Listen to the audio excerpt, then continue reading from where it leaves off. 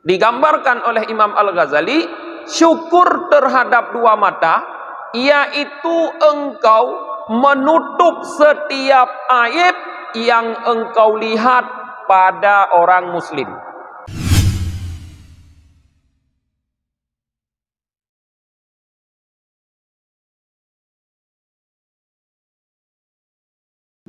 Assalamualaikum warahmatullahi wabarakatuh. Alhamdulillahi rabbil alamin, wabihi nasta'inu ala umurid dunya waddin. Asyhadu an la ilaha illallah wahdahu la syarika lah, wa asyhadu anna muhammadan abduhu wa rasuluhu la nabiyya ba'dah. Allahumma salli wa sallim wa barik ala sayyidina Muhammad wa ala alihi wa sahbihi ajma'in, amma ba'd. Allahumma allimna ma jahilna wa dhakkirna ma nasina wa fahimna ma lam nafham. Subhanaka la ilma lana illa ma 'allamtana innaka antal alimul hakim. Rabbi syrah li sadri wa yassir li amri wahlul 'uqdatam min lisani yafqahu qawli.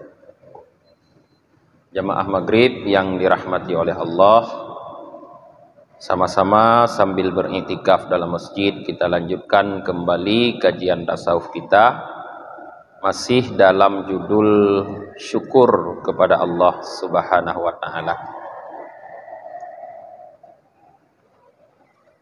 Qala Ibnu Mas'ud, asyukru nisful iman. Ibnu Mas'ud, seorang sahabat Rasulullah yang sangat banyak meriwayatkan hadis dari Rasulullah, beliau berkata, syukur adalah setengah iman, kata beliau. I'lam anna syukra yata'allaku bil qalbi wal lisani wal jawarih. Ketahuilah bahwa syukur terkait dengan hati dan lidah dan anggota tubuh. Jadi para jamaah, rasa syukur kita kepada Allah itu letaknya ada pada hati, dan juga ada pada lidah, dan juga ada pada anggota tubuh yang lain. Amma bil qalbi faqasdul khairi wa idmaruhu likafatil khalq. Adapun syukur dengan hati, maka yaitu kasat kebaikan, artinya meniatkan kebaikan dan menginginkan melakukan kebaikan likaffatil khalqi, untuk seluruh makhluk. Jadi setiap di dalam hati kita ada niat ingin melakukan satu kebaikan untuk makhluk Allah, itu adalah bentuk syukur dengan hati. Bentuk syukur dengan hati. Jadi seharusnya berarti atau hendaknya hati kita selalu dipenuhi dengan rasa syukur kepada Allah dalam bentuk mempunyai keinginan-keinginan yang baik terhadap sesama makhluk. Jadi jangan isi hati dengan dendam, dengan dengki, dengan prasangka yang tidak baik kepada sesama makhluk. Tapi isilah hati kita dengan keinginan-keinginan dan niat-niat melakukan kebaikan terhadap sesama makhluk. Karena hati yang berisi kebaikan terhadap sesama makhluk artinya adalah hati yang bersyukur kepada Allah Subhanahu wa taala. Wa amma bil lisan, adapun syukur dengan lisan, fa idharu syukri lillahi ta'ala bitahmidiyati dallati alaih.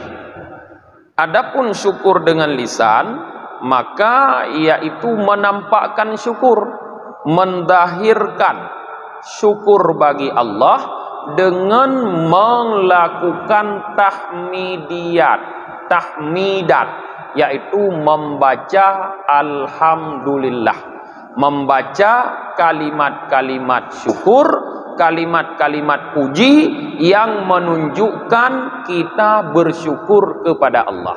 Syukur dengan lidah, membaca kalimat-kalimat puji yang menunjukkan kita bersyukur kepada Allah. Biasanya kita wujudkan kalimat tersebut dengan ucapan alhamdulillah.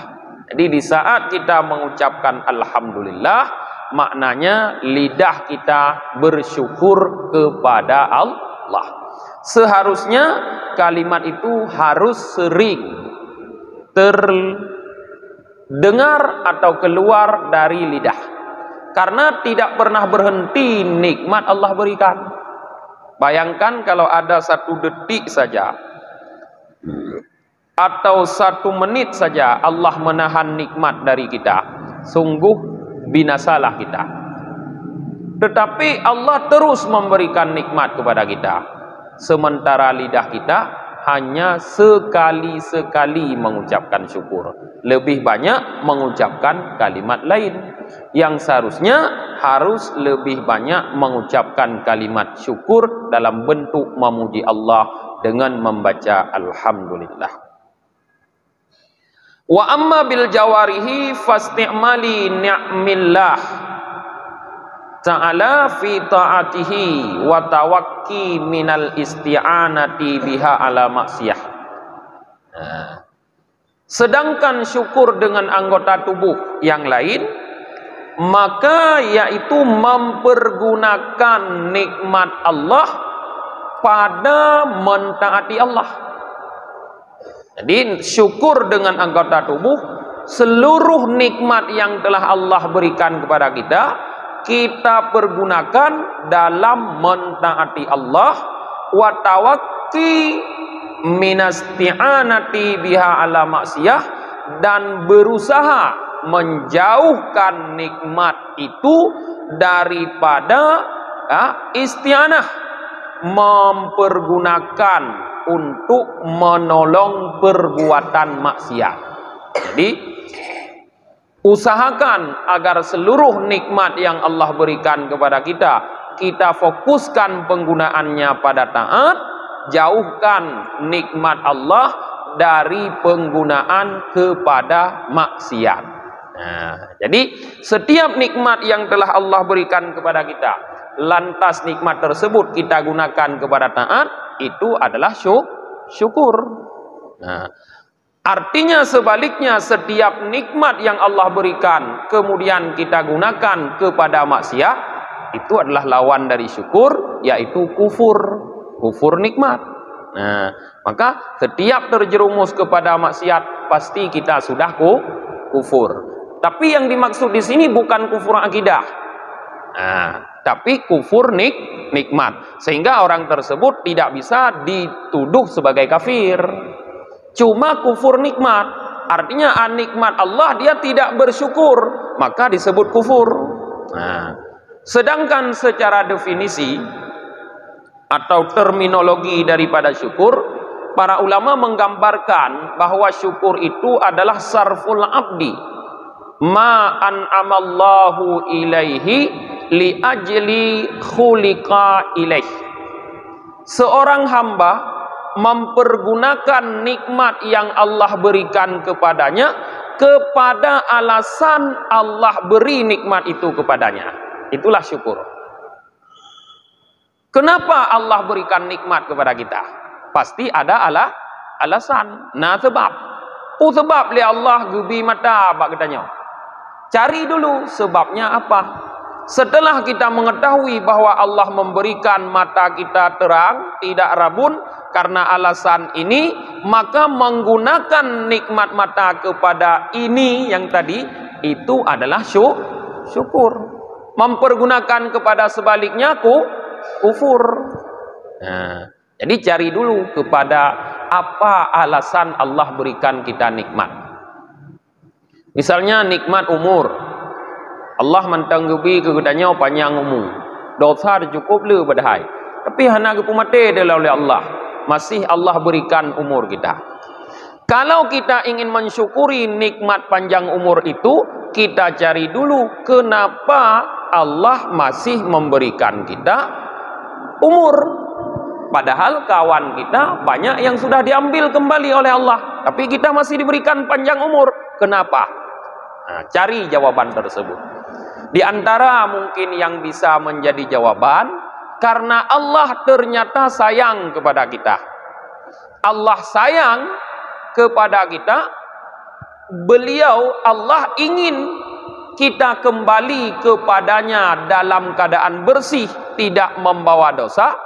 Maka diberikan kita panjang umur agar kita bertaubat daripada dosa-dosa yang lalu, sehingga menggunakan sisa umur untuk bertaubat terhadap dosa yang lalu adalah syukur.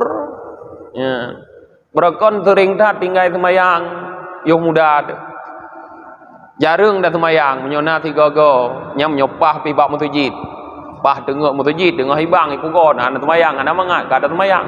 Lain ti ana ada semayang. Jino mentang gebi panjang umur oleh Allah Taala. Yang mungkin salah satu jawabannya, Allah sayang kepada kita. Allah ingin kita membayar hutang-hutang kita kepadanya dalam bentuk salat yang lalu. Berarti nikmat ini yang Allah berikan umur, syukuri dengan membayar salat kita yang tertinggal. Nyan syukur. Nah, jadi bumuho pengguna nikmat, hana muho pengguna nikmat.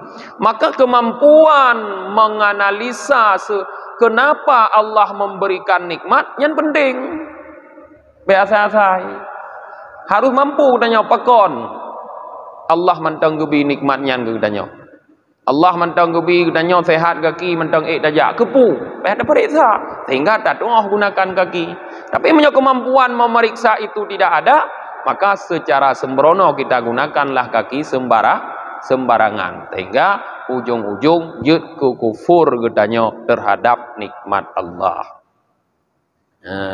Hatta anna syukral ainain, sehingga syukur terhadap nikmat dua mata, antas taira kulla aibin tarahu lil muslim. Digambarkan oleh Imam Al-Ghazali, syukur terhadap dua mata yaitu engkau menutup setiap aib yang engkau lihat pada orang muslim. Kita tahu orang itu punya aib karena kita pernah melihat, lalu kita tutupi aibnya, tidak kita ceritakan kepada siapa saja. Cukup kita yang tahu, cukup kita yang melihat.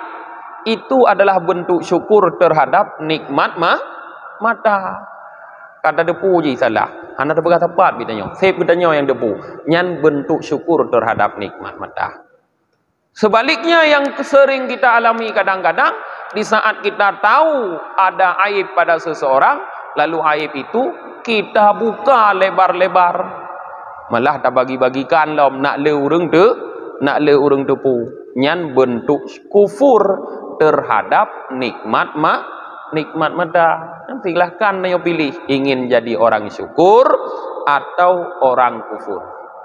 Kalau ingin menjadi orang bersyukur kepada Allah terhadap diantaranya nikmat mata yang Allah berikan, usahakan semua aib orang yang kita lihat kita tutupi, jangan kita buka. Jadi jangan sekali-kali kita menampakkan kekurangan orang lain pada orang. Wa syukrul udunain antastatira kulla aibin tasma'uhu fihi. Ya. Sedangkan syukur terhadap nikmat dua telinga adalah engkau menutupi semua aib yang engkau dengar aib tersebut pada orang muslim. Nah, tak depu lek tanya nak tak dengar. Gop pegah. Gop nyan muno. Sep tanya tak kai mentong. Baik tak putrus ba urang lah. Urang lain tak tok. Pura-pura hana pernah tak depu je tanya. Nah, nyan syukur terhadap nikmat telinga. Nah, jadi di sini Imam Al-Ghazali lebih mengarahkan kita kepada pengendalian diri. Mengendalikan diri daripada menyebarkan aib sesama manusia. Padahal sebenarnya mengendalikan daripada mendengar, mengendalikan daripada melihat juga bentuk syukur. Bentuk syukur mengendalikan daripada melihat.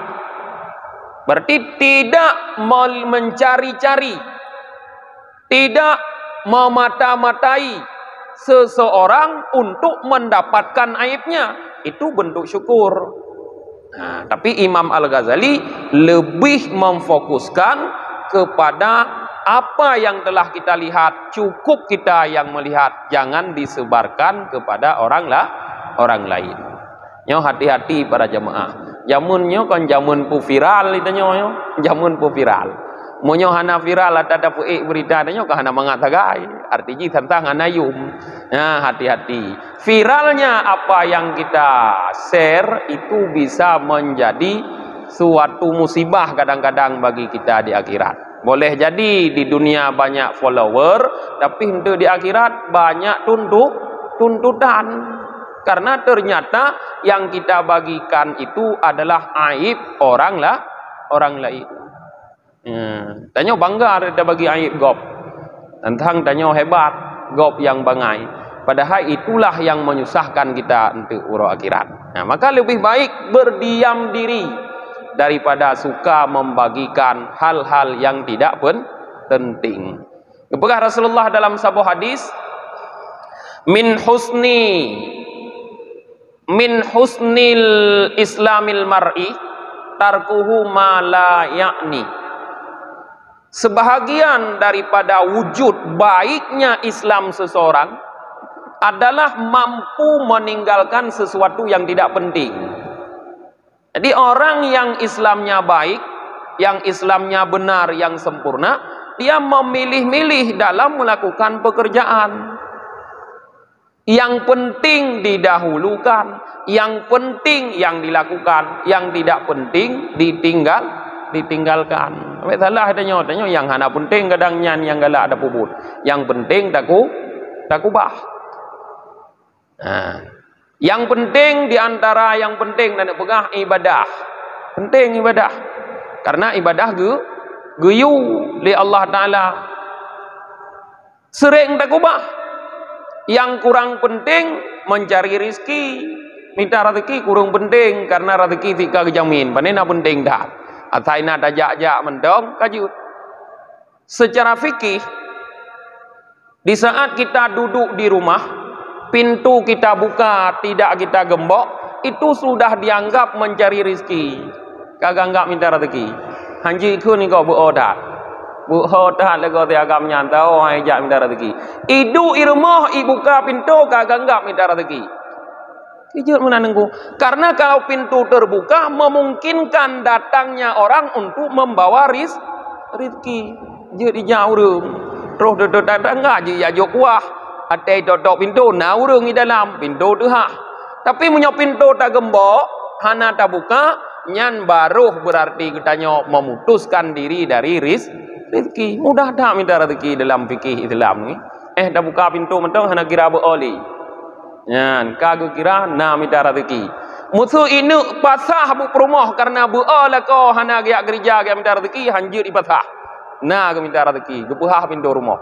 Gue gero hinan mbak pintu rumah gepuhah. Mungkin terus urung yang merah tu rezeki. Hanjur pasah. Jadi danyo nyan kadang yang kagak jamin li Allah nyan tak anggap penting. Yang hana gejamin li Allah yaitu ku gedanyo jet kurang bahagia atau celaka nyan hana tak penting. Maka lebih baik kita lebih banyak kita bekerja mencari rizki daripada beribadah. Nyo menunjukkan bahwa Islamnya kita belum baik, belum sempurna. Fayadkhulu hadza fi jumlati syukri na'millahi ta'ala bihadhil a'da. Maka bentuk menutupi aib orang tadi, aib orang muslim, masuk dalam jumlah syukur terhadap nikmat Allah dengan anggota tubuh. Jadi waktu takalon aib urung hana ta puduh ba urung lain, hana ta yu punya bahasa Aceh. Hana ta buka ba urung lain, malah tatup nyan merupakan bentuk syukur anggota tubuh. Syukur seluruh anggota tubuh. Faqad qala sallallahu alaihi wasallam li rajulin. Sungguh telah bersabda Rasulullah sallallahu alaihi wasallam untuk seorang laki-laki. Kaifa asbahta? Qal bi khair. Rasulullah berjumpa dengan seorang laki-laki, beliau bertanya, "Kaifa asbahta?"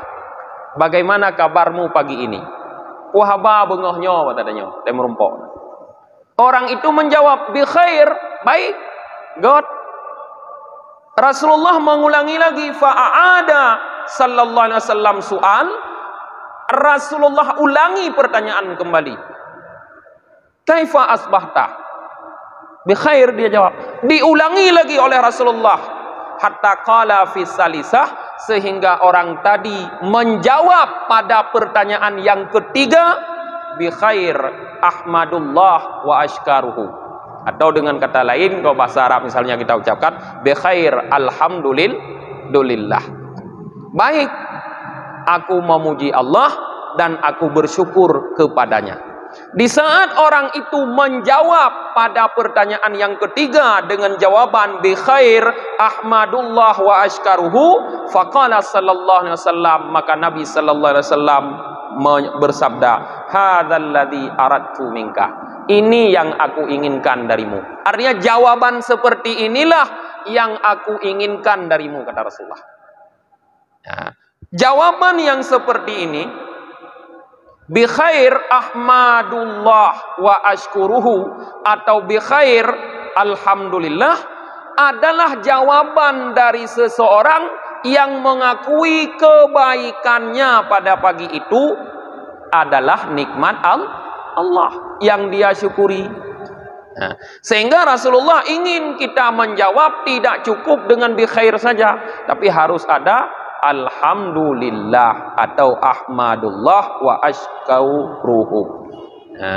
Benar, karena jawaban itu adalah bentuk syukur daripada lidah. Yang anda dapat biasa lagi kan? Hana bentuk syukur. Dan yang ingat apa lebihnya? God hat. Enak nak katanya. Yang berarti hana bersyukur lidah. Dua ke Allah. God nyan sobi God nyan. Sobi tunang nyan. Sobi bahagianya. Hana tinggal deh. Anruh takun alhamdulillah. Wa kana salafu yatasaaluna wa niyatuhum ikhraju syukri lillahi ta'ala liyakuna syakiru muti'an. Dan adalah para ulama-ulama salaf dahulu sering mereka saling bertanya tentang kabar, sedangkan niat mereka itu dalam bertanya adalah mengeluarkan syukur kepada Allah Ta'ala, supaya orang yang bersyukur menjadi orang taat. Jadi ulama-ulama salaf dulu sering mereka bertanya seperti itu. Kaifa haluk misalnya, kaifa asbahta, kaifa amsaita, bagaimana keadaanmu sore ini. Sering mereka bertanya. Wahaba tukutnya, wahaba malamnya, sering. Tujuannya bukan cuma bertanya, tapi tujuan mereka dengan bertanya itu keluar ucapan syukur kepada Allah. Gara-gara na urang tanyong karuh dakun God alhamdulillah. Nyohana so tanyong panen naruh dakun alhamdulillah. Wah balewnya alhamdulillah God karuh dakun nyohana so tanyong daimna. Nyan tujuan sering bertanya kabar, sering bertanya keadaan, supaya keluar kalimat syukur. Di saat kalimat syukur itu keluar, maka orang yang bersyukur sudah dianggap mutian, orang yang taat. Kenapa? Karena Allah perintah kita untuk bersyukur. Washkurli wali walidaika, kata Allah. Bersyukurlah kamu kepadaku dan kepada kedua orang tua. Menyohana pernah takun, berarti kita tidak mengeluarkan kalimat syukur. Bukan orang taat, seperti itu. Orang yang bermaksiat. Ban katakun, kata ikut perintah Allah. Washkurli, bersyukurlah kepada aku. Selain kita orang bersyukur, juga dicatat sebagai orang yang taat. Taat ke perintah Allah. Bersyukurlah kamu kepadaku, kata Allah. Wa ma kana qasduhum al-wafa'u bi idhari syauq. Dan tidaklah semata-mata maksud mereka itu hanya menampakkan kerinduan. Jadi bukan hanya menampakkan kerinduan di saat bertanya kabar. Jadi bahasa tanyong haba, tanyong berita, kon hanya untuk menampakkan mengenal atau god ngon kon. Tapi tujuannya untuk mendahirkan kalimat syukur. Kon karena hanya menturi dari kalau ada tanya, wah apa i? Kon karena hanya menturi dengan pai, tapi supaya gopnya itu bit dari mulut kalimat syukur. Nyan maksud urang yang demanyong. Nah, jadi hana mesti berarti orang yang kita kenal, siapa saja boleh kita tanyakan. Kullu abdin sa'ilin an hali fahuwa baina ayyashkura au yashku au yaskutu. Seseorang yang ditanyakan tentang keadaannya, dia berada di antara tiga keadaan, kata Imam Al-Ghazali. Keadaan yang pertama yaitu kemungkinan dia akan bersyukur. Kemungkinan yang kedua dia akan mengadu. Kemungkinan yang ketiga dia diam. Tolong tanya Bapak I. Wahaba teputnya malamnya Pak I. Kemungkinan yang pertama Pak Is akan bersyukur. Gekun nganyanggot engko alhamdulillah. Kemungkinan pertama. Kemungkinan yang kedua mengadu. Panena tengku lewitnya yang hanapah tagai. Hanapah tagainyo kurang tat penghasilan lewitnya yang kiban engko puna badron dengan pekerjaan. Ya, mengadu. Kemungkinan ketiga yaskut diam kahek datanya mengdeut han. Mungkin lalu dengar termenung dengar podra tombong dak kita nyok dak jauh nak jauh. Kemungkinan ketiga. Jadi di saat seseorang ditanya keadaannya, ada tiga kemungkinan, yaitu kemungkinan dia menjadi bersyukur, atau menjadi orang yang suka mengadu, atau yang hanya diam. Tiga kemungkinan ini punya efek hukum. Nah hukum. Yang pertama, fasyukru ta'ah. Maka kalau di saat kita bertanya kepada seseorang, keluar kalimat syukur, maka dia dianggap sebagai orang yang taat. Kali dah pegah mana? Dianggap sebagai orang taat. Kemungkinan yang kedua mengadu tadi. Wasyaqwa maksiatun qabihatun min ahlid din. Kemungkinan yang kedua, di saat kita bertanya bagaimana keadaan, dia mengadu. Mengeluh, pegahan apa tagai lewitnya. Di rumah pihak kacau datanya, anak main pihak apa badat-badat ini supaya kudu masjid tapi sebenarnya kudu masjid nyok kenggala kudu masjid buat teman-teman yang mah ada di rumah. Ya, kau mengadu. Nyan kiban efek hukumnya, maka mengadu itu adalah maksiatun qabihatun, bukan? Maksiat yang sangat jorok, yang sangat hina. Maksiatun qabihatun. Mengadu itu maksiat yang sangat hina. Tanya sering yang kena mengadu. Dia tanya kau, hai mungkin kata ada anggap patut dia mengadu. Tanya hanabut, urang nyan, urang nabut. Dia tanya, puhaba lewnya padat, untung kita nyong, pegah hajuku puhaba mubut hanali nabut baron. Yan. Ti kamu no ada preh pajan kita nyong, dan pegah hajuku ro ada hantajut. Yan. Nyan mengadu. Mengadu itu kata Imam Al-Ghazali, maksiatun qabihatun min ahlid. Adalah merupakan maksiat yang sangat hina dari orang yang beragama. Seharusnya orang yang beragama tidak mengadu. Wa kaifa la takbih syakwa. Bagaimana mengadu itu tidak kabih, tidak hina? Ya, bagaimana mengadu itu tidak hina? karena dia mengadu ila abdin mamlukin la yaqdiru ala syai'. Hinanya mengadu kepada orang karena dia mengadu kepada seorang hamba yang tidak punya kekuasaan terhadap dirinya. Itu contoh tanya lu ngempai nung tanya apa. Dia mengadu bak long idro ko ilong pe mana kedro ko hanaglah. Kan hina dia mengadu bak hamba yang igopnya kadang lebih bak tanya. Seperti cerita dulu di masa Khalifah Abu Umar bin Khattab. Ada seseorang yang sering dimarahi oleh istrinya. Lalu dia datang ke rumah Umar untuk mengadukan istrinya kepada Umar. Watetroh bak rumah Sayyidina Umar, baruh bak pintu rumah. Gedengar Sayyidina Umar tengah gedut buk rumah. Gekun lah di udah lapor bagonyan. Goknyan bilu baik bak tanya kenang terapa bak rumah. Nyan menyobak manusia. Jadi di saat kita mengadu kepada manusia, disitulah letak hina. Karena kita mengadukan diri kita kepada seseorang yang tidak sanggup melakukan apa-apa. Hanji bubu tepu. Hai bantu deh. Udah ngadu. Fal aharra bil abdi illam yahsuni sabra alal bala wal qada wal afda bihi da'fu ila syakwi antakuna syakwahu lillahi ta'ala fahuwa mubtali wal qadiru ala izalatil bala. Ya. Maka yang lebih pantas bagi seorang hamba illam yahsunil sabr, jika seorang hamba tidak sanggup bersabar terhadap bala dan ketentuan Allah, dan dia ingin menampakkan kelemahannya dengan mengadu, mengadulah kepada Allah yang memberikan bala. Maksud haid tataba, berat haga, rib haga nabut, tanak pegah benabut tiga. Yan, haid dadun, rib haga nabut, di rumah pakai tabi tabah nabut, ada pu. Kan pakai tabi tiban, nyan sebaiknya mengadulah kepada Allah. Jangan kepada manusia. Baik manusia mengadu ba Allah.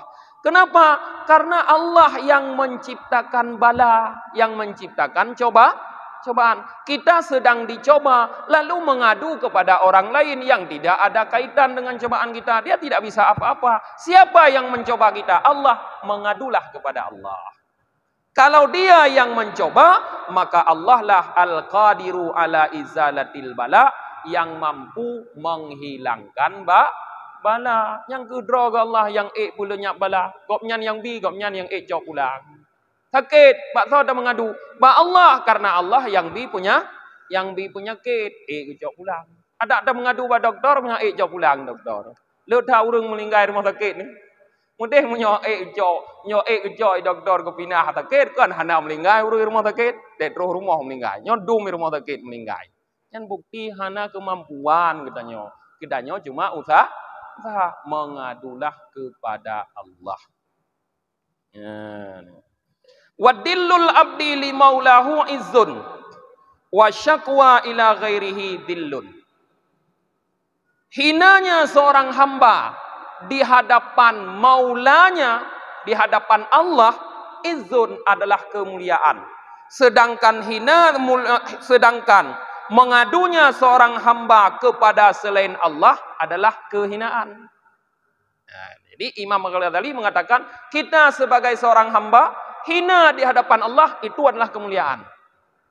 Kalau kita mengadu kepada Allah kan menghinakan diri kepada Allah, itu adalah kemuliaan. Tapi kalau kita mengadu kepada selain Allah, ya, itu adalah kehinaan. Ya, kita surah mana? Wa idharud dillu lil abdi ma'a kaunihi abdan mithlahu dillun qabih.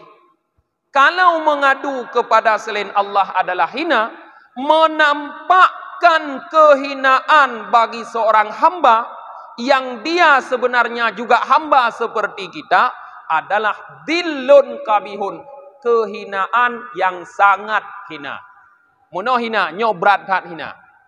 Tiap puduh hina dro debak urung, lebih berat hina lo. Ya, tanya tika hina, galak mengadu. Tapi tiap puduh hina dro debak urung, bak hamba yang saban dengan tanya. itu adalah hina yang sangat hina oleh Imam Al-Ghazali. Ya. Maka berarti kalau ingin mengadu, mengadulah kepada Allah. Walaupun pada dasarnya lebih baik kita bersyukur daripada mengadu. Karena bersyukur itu akan membuat nikmat bertambah. Kalau nikmat saja bertambah, berarti kalau bala tercabut dengan syukur. Pasti Allah pegadah bala gemunculkan nikmat menyota bersyukur. Qala Allah Ta'ala, berfirman Allah Ta'ala, alladzina ta'buduna min dunillahi la yamlikuna lakum rizqa fabtaghu 'indallahi rizqa wa'buduhu washkurulah. Surah Al-Ankabut ayat 17. Allah berfirman, orang-orang yang kalian sembah dari selain Allah, la yamlikuna lakum rizqa. Mereka tidak punya rizki untuk kalian.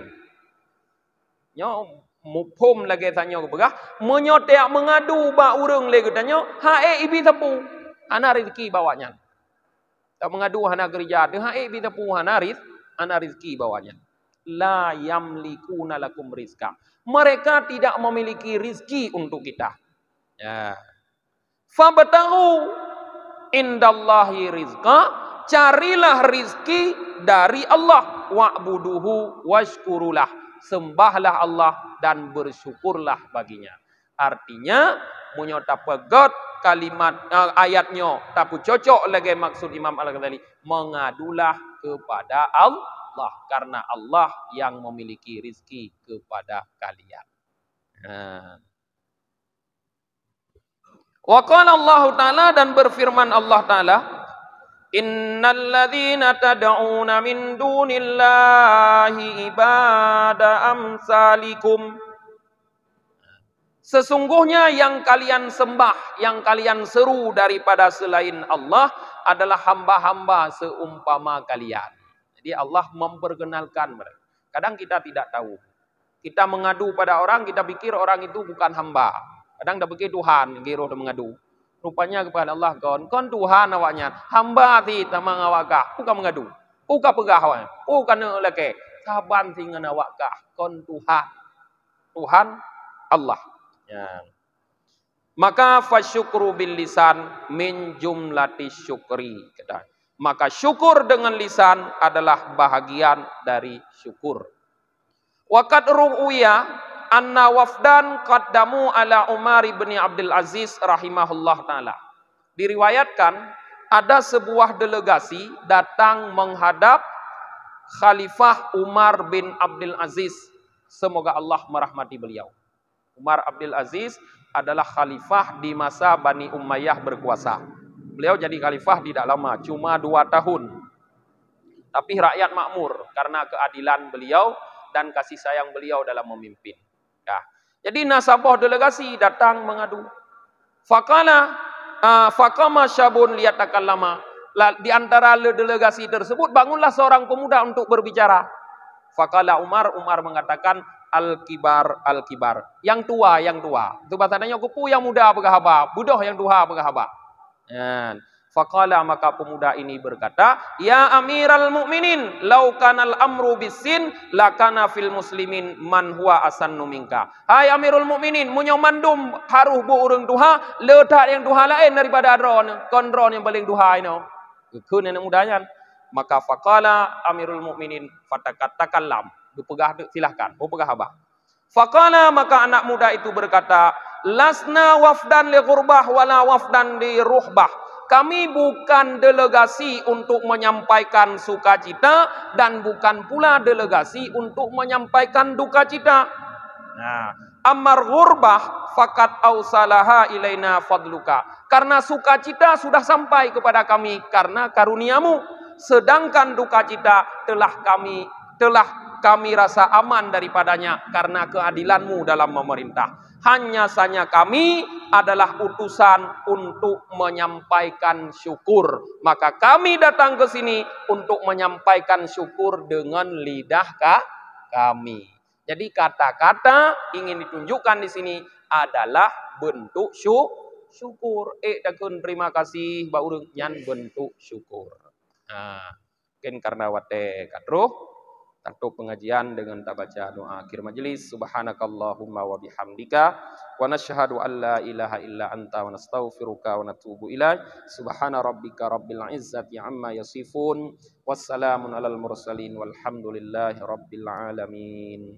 Sallallahu ala Muhammad sallallahu alaihi wasallam.